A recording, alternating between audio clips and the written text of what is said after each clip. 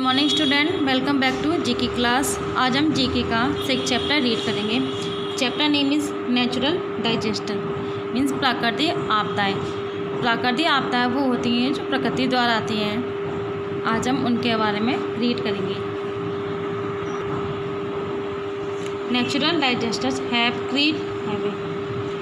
प्राकृतिक आपदाओं ने तबाही मचा रखी है।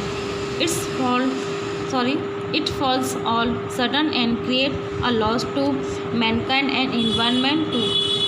ये अचानक गिरती हैं, मानव जाति और पर्यावरण को नुकसान पहुंचाती हैं। यानी कि प्राकृतिक आपदा होती हैं वो अचानक आती हैं, जिससे हमारे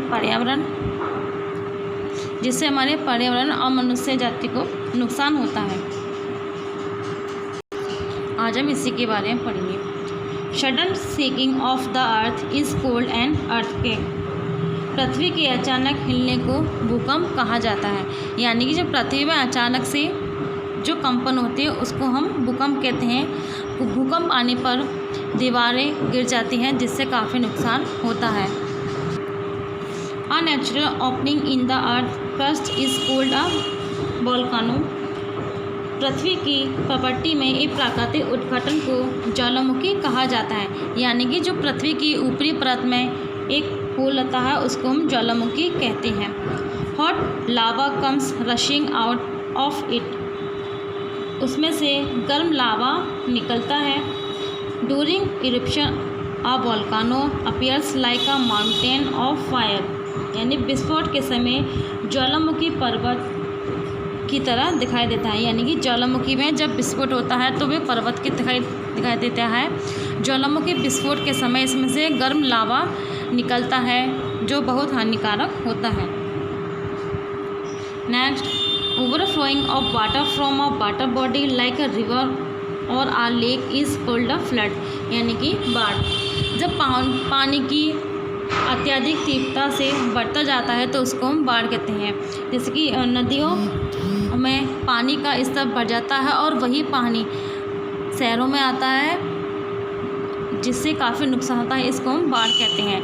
या फिर लगातार 3 या 4 दिनों तक लगातार बारिश होती रहे, बारिश होने से पानी का स्तर बढ़ता है, इसका कारण ये बाढ़ का भी एक मुख्य कारण होता है। Next is the tsunami. ये सुनामी जो होता है हमारा वो समुद्र में अंदर अचानक से एक कंपन होती है। जैसे पृथ्वी भूकंप आता है उसी तरह से समुद्र में कंपन होती है और समुद्र का पानी ऊंची लहरों में उस कंपन के साथ पृथ्वी पर गिरता है। इस प्रक्रिया को हम सुनामी कहते हैं। The next is a landslide is the slip of land in mountainous areas. यानी कि भूस्खलन पर्वतीय क्षेत्रों में भूमि का खिसकना है।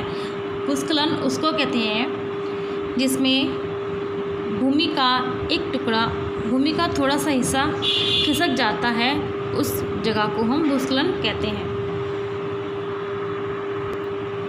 When the land slips on a mountain slope, it raises everything that comes in its way. पहाड़ की ढलान पर जब ज़मीन खिसकती है तो वह अपने रास्ते में आने वाली हर चीज़ को तहस नहस कर देती है। यानी कि जब पहाड़ों पर से ज़मीन खिसकती है उस जगह पर कोई भी चीज़ होता है तो उसको वो तहस नहस कर देती है। द नेक्स्ट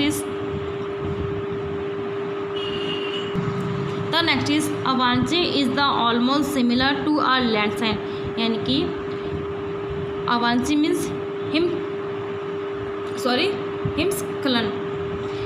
हिमस्खलन लगभग भूस्खलन के समान ही है। यानी कि हिमस्खलन में पहाड़ खिसकते हैं और भूस्खलन में जो भूमि होती है वो खिसकती है, इसलिए इनको लगभग समान माना जाता है। The only difference is that is refer to the slipping of snow on a mountain side. फ़र्क सिर्फ इतना है कि यह पहाड़ की तरफ से बर्फ़ के खिसकने को संभावित करती है और अपने रास्ते में आने वाली सारी चीज़ों को नुकसान पहुंचाती है। यानी कि हिमस्खलन में फ़र्क सिर्फ इतना है कि इसमें जो बर्फ़ होती है वो पहाड़ों के द्वारा खिसकती है और भूस्खलन में भूमि खिसक जाती है। The next is the circular motion of air is called a cyclone. यानी कि वायु की वृत्तीय गति को पर्वत कहते हैं। यानी कि जो हवा की गोलकार आकृति होती है उसको हम चक्रवात कहते हैं। It becomes immensely forceful on the sea. यानी कि यह अचानक से समुद्र में बनते हैं। Sometimes the speed of wind reaches more than 100 km/h। यानी कि कभी कभी इनकी हवा की गति 100 किमी से ऊपर अधिक हो जाती है। यानी कि जो समुद्र में हमारे चक्रवात आता है, जो इनकी हवा की गति होती है वो 100 किलोमीटर से अधिक की तक पहुंच जाती है। The next is the tornado is a vertical column of rotating air. यानी कि बवंडर, टॉर्नाडो मीन्स बवंडर घूमने वाली हवा का एक स्तंभ है। It is very small in size exerting up to only 100 meters. यह आकार में बहुत छोटा होता है जो केवल 100 किलोमीटर तक फैला हुआ है। यानी कि इसका जो है आकार वो हवा में बहुत छोटा होता है और जो ये 100 किलोमीटर तक फैला हुआ होता है। It is a wild wind that resembles a tornado. यह एक बवंडर है जो एक बवंडर जैसा दिखता है। यानी कि इसको भी बवंडर कहते हैं और ये बवंडर के जैसा ही दिखता है। The dust devil is generally harmless. Dust devil means धूल का शैतान।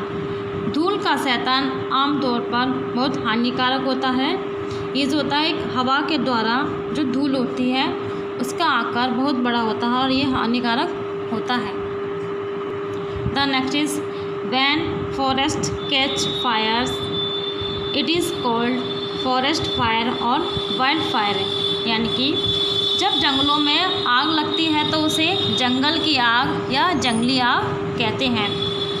It often becomes uncontrollable and spread quickly. Often means अक्सर, यह अक्सर बेकाबू हो जाती है और तेज़ी से फैलती है। यानी कि जंगलों में जो आग लगती है वो बहुत तेज़ी से फैलती है और उस पर काबू करना बहुत मुश्किल हो जाता है। The next is famine refers to the scarcity of food. यानी कि अकाल का तात्पर्य भोजन की कमी से है। यानी कि जब भोजन की कमी पड़ती है तो उसको हम अकाल कहते हैं। फैमिन मीन्स अकाल। It occurs in dry areas due to the shortage of water for agriculture and animals. यह कृषि और पशुओं के लिए पानी की कमी के कारण शुष्क क्षेत्रों में होता है। यानी कि अकाल ये जब पानी की कमी होती है तो ये वहाँ पर कृषि की कमी होने से अकाल पड़ता है।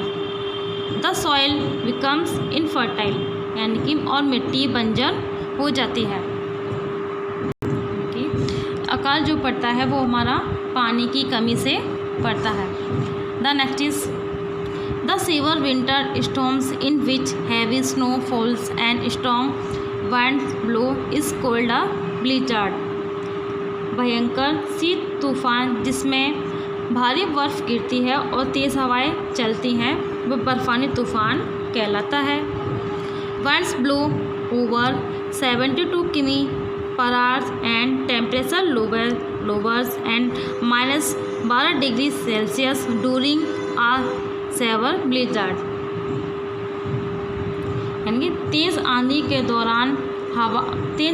दौरान हवाएं 72 किलोमीटर प्रति घंटे की रफ्तार से चलती हैं और तापमान -12 डिग्री तक गिर जाता है। यानी कि वहाँ पर जो तेज़ आंधी के साथ जो हवाएं चलती हैं वो 72 किलोमीटर पर आवर से चलती है। वहाँ का तापमान 12 डिग्री तक पहुंच जाता है, जिस कारण वहाँ पर बहुत ज़्यादा ठंड हो जाती है।